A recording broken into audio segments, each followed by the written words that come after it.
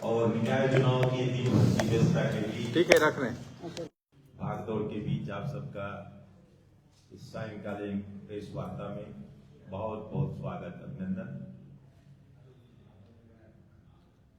मंच पर आप सबसे बात करने के लिए पार्टी के माननीय प्रदेश अध्यक्ष श्रीमान आदित्य साहू जी विराजमान हैं। मैं आज की प्रेस वार्ता में उनका स्वागत करता हूं।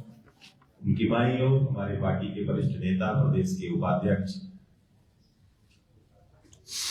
श्रीमान राकेश प्रसाद जी उपस्थित हैं। मैं उनका भी स्वागत करता हूं और माननीय प्रदेश अध्यक्ष जी से विनम्र आग्रह करता हूं कि आज के संदर्भ में आप सबके बीच अपनी बातों पर रखने का कष्ट है। आज के पत्रकार वार्ता में मेरे साथ उपस्थित प्रदेश के उपाध्यक्ष और वरिष्ठ नेता आदरणीय राकेश जी, मीडिया के प्रभारी श्री शिव पूजन पाठक जी और सामने बैठे सभी पत्रकार मित्रों, भाइयों और बहनों, लोकतंत्र के महापर्व निकाय चुनाव झारखंड के 48 निकाय क्षेत्रों में संपन्न हुआ है। इस चुनाव में लगभग 50% मतदान हुए हैं और बढ़ने की भी संभावना है। मैं राज्य के सभी 48 नगर निकायों के माताओं, भाइयों, बहनों को धन्यवाद और आभार व्यक्त करना चाहता हूं कि बैलेट पेपर पे चुनाव होने के बावजूद भी 50% से अधिक लोगों ने मतदान केंद्रों में उपस्थित होकर के मतदान करने का कार्य किया है। मैं आज निर्वाचन आयोग को भी धन्यवाद देना चाहता हूं, जिसने राज्य सरकार के द्वारा हर स्तर पर हुए प्रशासनिक हस्तक्षेप के बावजूद मतदान संपन्न कराने का कार्य किया है। मित्रों, यह सरकार चुनाव भाजपा के आंदोलन और न्यायालय के दबाव का परिणाम है। राज्य सरकार कभी भी नहीं चाहती थी इस राज्य में निकाय के चुनाव हो। आज संपन्न चुनाव में पुलिस प्रशासन के सहारे चुनाव को प्रभावित करने के लिए राज्य सरकार ने हर प्रकार के हथकंडे अपनाए, जिसकी आशंका भारतीय जनता पार्टी को बहुत पहले से थी और उचित मंच पे अपनी बातों को रखने का कार्य हम लोगों ने किया था कि राज्य सरकार के द्वारा इस प्रकार के हथकंडे अपनाने का काम किए जाएंगे। और चुनाव आयोग को भी लिखित रूप से हम लोगों ने आवेदन दे करके ये शंका जाहिर की थी। एक तरफ तो 20,000 से अधिक मतदान कर्मियों को मत देने से वंचित करने का काम इस राज्य सरकार ने किया है।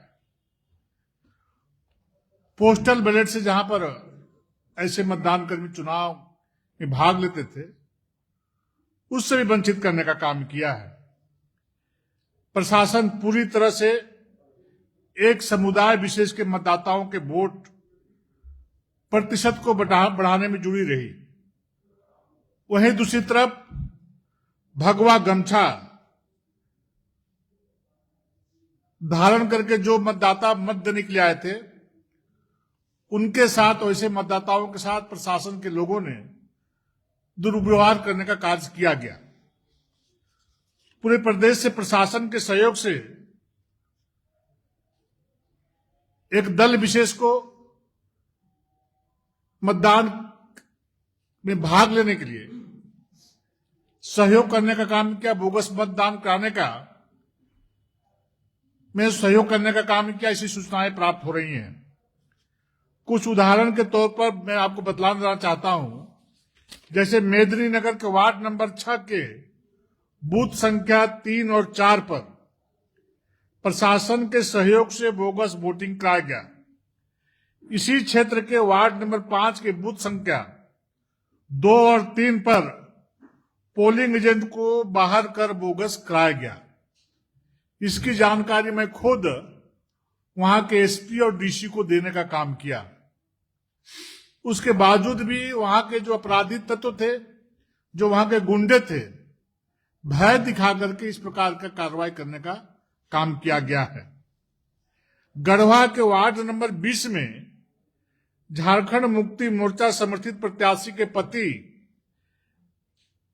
के द्वारा भाजपा के वोटरों को बूथ से भगाने का कार्य किया गया। गिरिडीह में एक वर्ग विशेष के लोग खुलेआम हथियार लेकर घूमते हुए मतदाताओं को धमका रहे थे।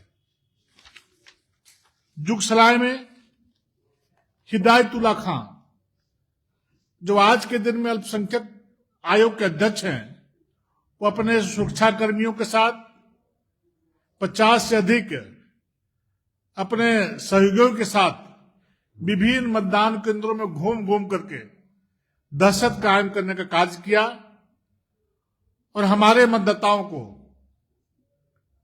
भय दिखाने का काम किया और मतदान में व्यवधान डालने का काम किया। साहेबगंज में व्यापारी वर्ग के मतदाताओं को सत्ताधारी दल के कार्यकर्ताओं के द्वारा धमकियां दी गई। जमशेदपुर में अपराधियों के द्वारा खुलेआम महिला मतदाताओं को धमकाया गया, गालियां दी गई। चक्रधरपुर में एक प्रत्याशी के द्वारा, सरकार में चलने वाली पार्टी के प्रत्याशी के द्वारा वोटरों के बीच में पैसे खुले तौर पे बांटे गए। यही हाल चाकुलिया में भी हुआ। सत्ताधारी दल के लोग के द्वारा बड़े पैमाने पर पैसे बांटे गए हैं। इससे स्पष्ट है कि पुलिस प्रशासन के सहारे राज्य की सत्ताधारी पार्टी ने निकाय चुनाव को पूरी तरह से प्रभावित करने में कोई कसर नहीं छोड़ी है। जनता के लोकतांत्रिक अधिकारों का हनन किया गया। मतदाता सूची में व्यापक गड़बड़ी की गई। मतदाताओं के बूथ बड़ी संख्या में उनके घरों से कई कई दूर किलोमीटर कर दिए गए। अब इसे रांची के धुरवा के मतदाताओं का मतदान केंद्र अशोकनगर में किया गया, तो ये अशोकनगर के मतदाताओं का मतदान केंद्र धुरवा में किया गया। लगभग 4 किलोमीटर की दूरी है। पिछला बार सब ठीक ठाक था, लेकिन इस नगर निकाय के चुनाव में एक षड्यंत्र के तहत जो हमारे मतदाता हैं उनको प्रभावित करने के लिए पूरे राज्य में इस प्रकार का खेल खेला गया है।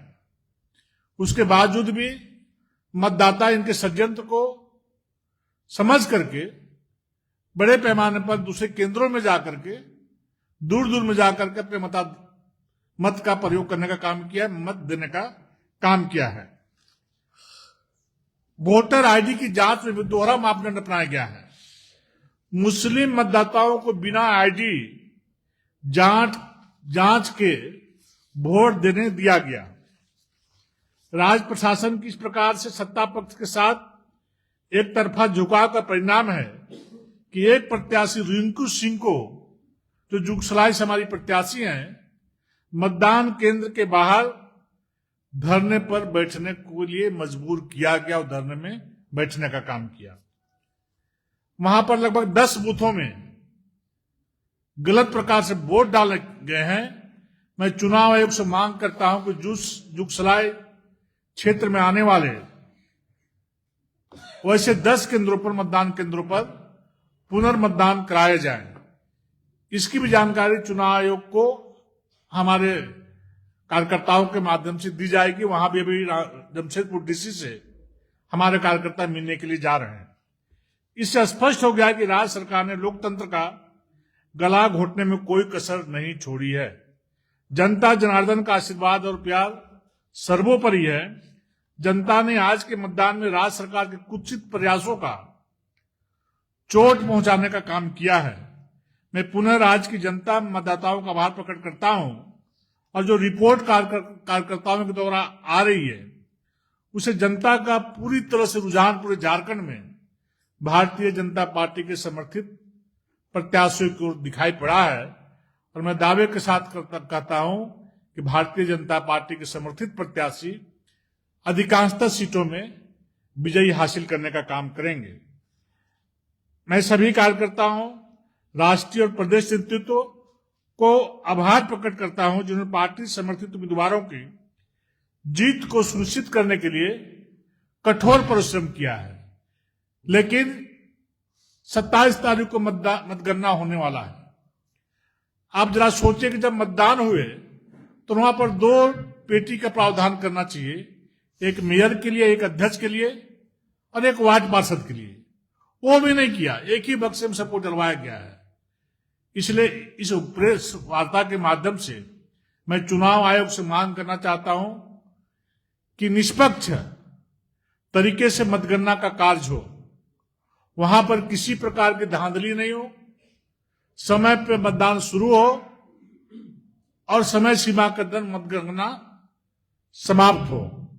वहां पर किसी प्रकार की धांधली की चेष्टा किसी पदाधिकारी ने की तो भारतीय जनता पार्टी के एक एक कार्यकर्ता सड़कों पर उतर करके सरकार की ईंट से ईंट बजाने का काम हम पूरे राज्य में करेंगे। एक भी शिकायत आई कि पुलिस प्रशासन के पदाधिकारी या अन्य प्रशासनिक पदाधिकारीगण पूरे राज्य के 48 केंद्रों पर मतगणना में किसी प्रकार का पक्षपात करने का काम किया, किसी प्रकार का धांधली करने का काम किया, किसी प्रकार का षड्यंत्र करने का काम किया, तो ऐसे पदाधिकारियों को भारतीय जनता पार्टी किसी भी कीमत में बख्शेगी नहीं। सरकारें आती है, सरकारें जाती हैं, कोई सरकार अमृत पी के नहीं आया है, वो परमानेंट नहीं रहेगा। वैसे पदाधिकारियों को मैं चेतावनी देना चाहता हूं कि मैं फिर बोल रहा हूं कि वैसे पदाधिकारी सरकार का टूल किट बनने का काम नहीं करे, निष्पक्ष होकर के मतगणना करने का काम करे। मेरी पैनी निगाहें 48 मतगणना केंद्र पर रहेगी, हमारे एक एक कार्यकर्ता वहां पर डटे हुए रहेंगे, भिड़े हुए रहेंगे। इसलिए कोई भी इस प्रकार का नियत से कार्य करने का कार्य नहीं करे। निष्पक्षता के साथ जो जीते उसको सर्टिफिकेट दें और जो हारे उसको हारा हुआ माने।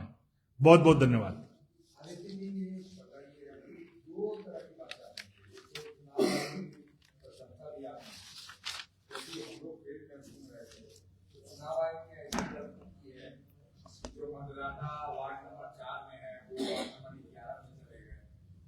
अपनी मनमानी किया ही और एक और हेमंत सरकार को आपने कहा कि वो लगातार प्रयास कर रहे हैं, ये कॉन्ट्रैक्टिंग कर रहा है। नहीं, ये इसलिए मैं चुनाव आयोग को धन्यवाद दिया कि भारतीय जनता पार्टी के एक एक कार्यकर्ताओं के आंदोलन का परिणाम रहा कि उसके आगे सरकार झुकी और भारतीय जनता पार्टी के दबाव के कारण आज चुनाव आयोग ने चुनाव कराने का काम किया। और मैं ये भी कहा कि हमारे वैसे मतदाताओं को जो जिनका बूथ अरगुड़ा में था उनको ध्रुवा किया गया है, ध्रुवा में था उसको सुगंगर किया। ये सरकार का षड्यंत्र है। चुनाव आयोग ने गंभीरतापूर्वक इन सारी बातों को देखने का काम नहीं किया और सरकार के दबाव में आकर चुनाव आयोग ने इस प्रकार का कार्य करने का काम किया है जो गंभीर है। लोकतंत्र के लिए ये बहुत बड़ा घातक है। कल लोकतंत्र में ऐसे लोगों के प्रति, ऐसे संवैधानिक ढांचाओं के प्रति लोगों का विश्वास घटेगा।